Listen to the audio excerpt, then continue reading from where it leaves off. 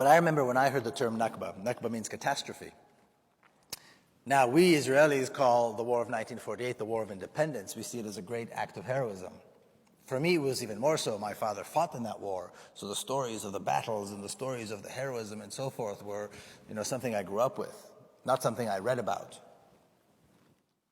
And then here we have the Palestinians call it a catastrophe. And I remember my first reaction when I heard this many years ago was shock. I mean, how can anybody say something like this? How could you possibly call such an act of heroism a catastrophe? The revival of the Jewish people and so on. And over the years I began, of course, my book talks about the journey. This is part of the journey, is understanding why it was a catastrophe and what actually took place. I think that what is often misunderstood is that people think that the Palestinian Nakba took place in 1948. Whereas in fact it began in 1948, it continues today, and it gets worse and worse every single year. I took this picture in a refugee camp about a year ago, the Gaza refugee camp. As you can see, the picture speaks for itself. Abject poverty. No running water, no electricity, no proper sewage system, no access to health care, no access to proper nutrition, no access to work. Now, when we look at these children, I think it's important to understand these children live, this refugee camp and the others as well, is maybe no more than half an hour's drive from major cities inside Israel. The very places from which their grandparents were forced to leave. The reason they live under these in this abject poverty, in these terrible conditions, is because they're not permitted to go into Israel, to go into Palestine, and enjoy the kind of life that Israelis do. You don't see Israeli children like this anywhere. Israel is a modern, developed state. People live like this.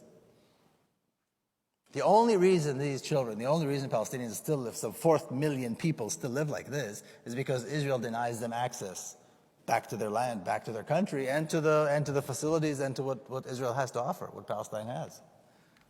This is happening every single day. It's getting worse by the day. It's happening under our watch, 3 hours from Geneva, not in some remote mountaintop in Afghanistan or anything.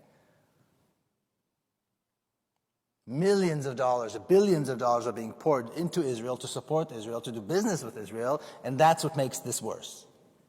Every day somebody supports the state of Israel. Every dollar that goes to support the state of Israel makes this worse. It's unjustifiable. It's inexcusable. But this goes on every single day. 3-hour flight from here. Never mind the fact, nobody talks about this. You don't see this in the press. You don't see this on television. You don't see it in the newspapers.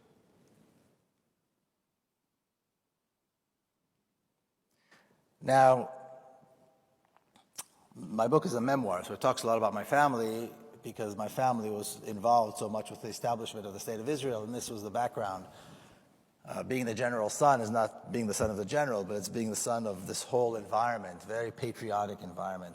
So this is a picture of my mother when she was young. My mother was born and raised in Jerusalem, and she still lives in Jerusalem. She's 87 years old, almost 88. And there's a story that she told me many, many times, and I mentioned in the book, of an experience that she went through in 1948.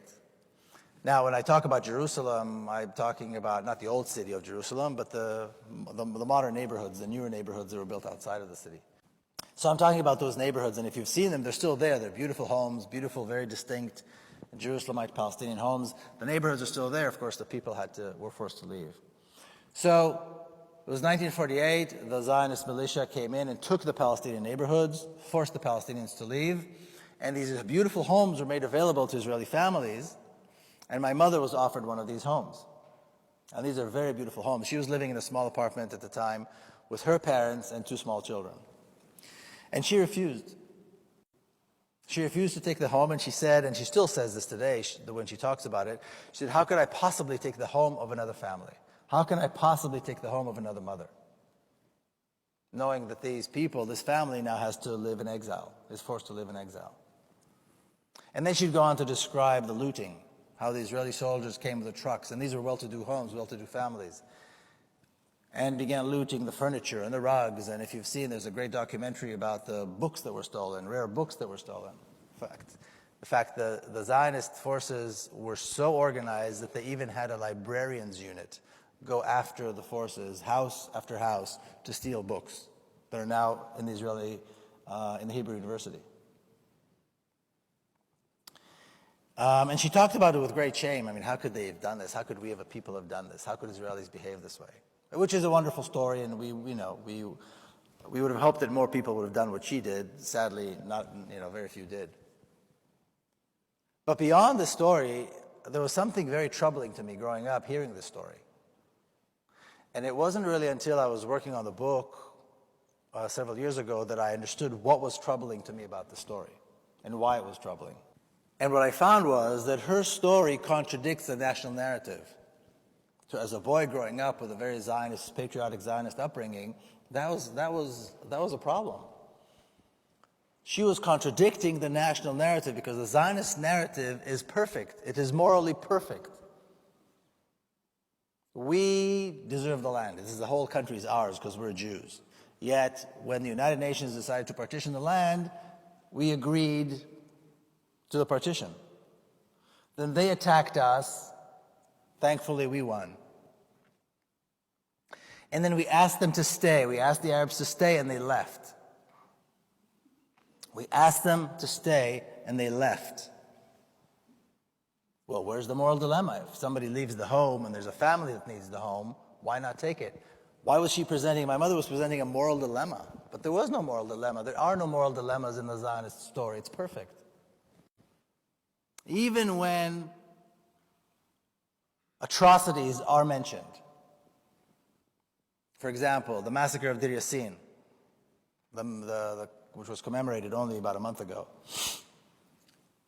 Dir Yassin was a small village in the outskirts of Jerusalem. I'm sure many of you know. When the Zionist forces came in, they surrendered, but the forces came in and committed a terrible massacre anyway.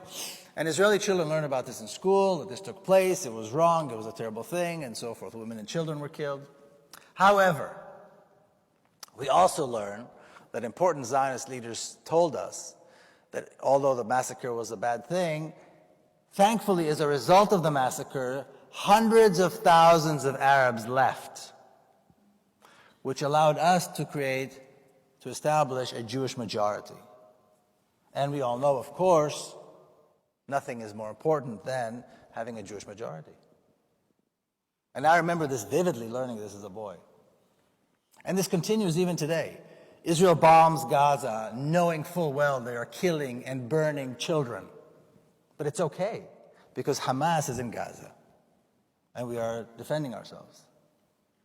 So the Zionist story is foolproof. It's perfect, morally. And like I said, there she was poking holes at this very perfect story, and it took me a while to understand.